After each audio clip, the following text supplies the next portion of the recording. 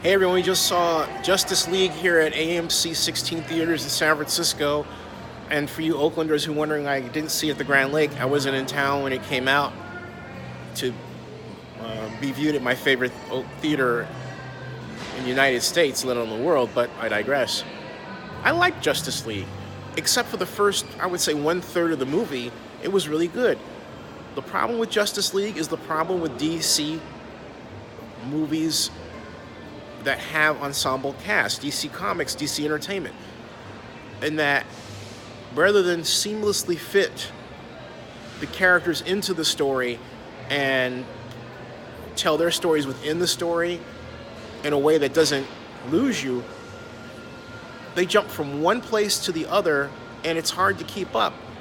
And if you don't know the characters, if you don't know their history from the previous movie, from Batman versus Superman, you're lost and Maver will be bored because by the time he gets to into the middle of the movie, you're thinking, okay, what is this really all about, and why are we being taken on this ride? Now, I know the story, I know the characters, I know why, but I'm also thinking about why the story occurs the way that it does.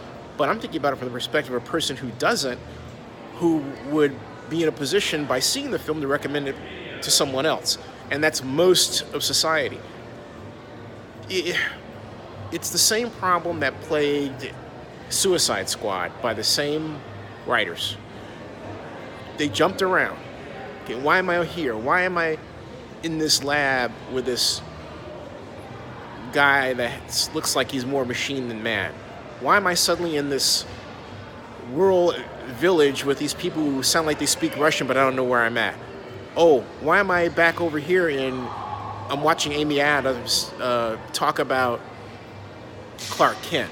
And then why am I taking it? It's like that. It takes you from one place to the other, and it asks you to keep up and absorb all of these different, quite literally, montages. And a lot of people don't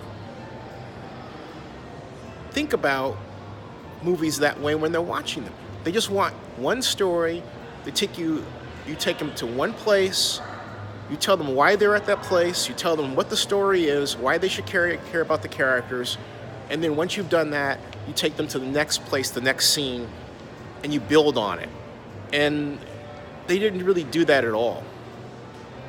It was all these jumping scenes, and then toward the middle, they tried to pull everything together, and then toward the end, it got really good. You know, that's how it was. They could have went without that. Now, the interplay between the characters, Ben Affleck as Batman Bruce Wayne, Wonder Woman is who's Gal Gadot, played by Gal Gadot, Ezra Miller, who's the Flash, Barry Allen, Jason Momoa, who plays an excellent Aquaman, and Ray Foster, who's Cyborg. Their talents as actors and the direction wasn't really presented until after the last third of the movie, when it really got cooking. And you had scenes where they were talking about what essentially happened in Batman versus Superman, right? So, but again, that should have been set up at the start. It was a movie that was made for people who knew the story rather than people who didn't. And that is where it failed. But it wasn't a total failure. It was really great. I enjoyed seeing it. The people in the audience, folks that I was with, enjoyed it and clapped. And that says a lot for the movie in the future when it hits television and when it hits cable and other distribution channels. But the lessons for DC is, hey, look at how Marvel handles an ensemble cast in the Avengers movies. They do an incredible job of sticking to a story and then bringing the characters in one by one in the story, and they don't have you jumping from place to place in the same way. In the Avengers, they had Scarlett Johansson went to get, Bruce Banner, the Hulk.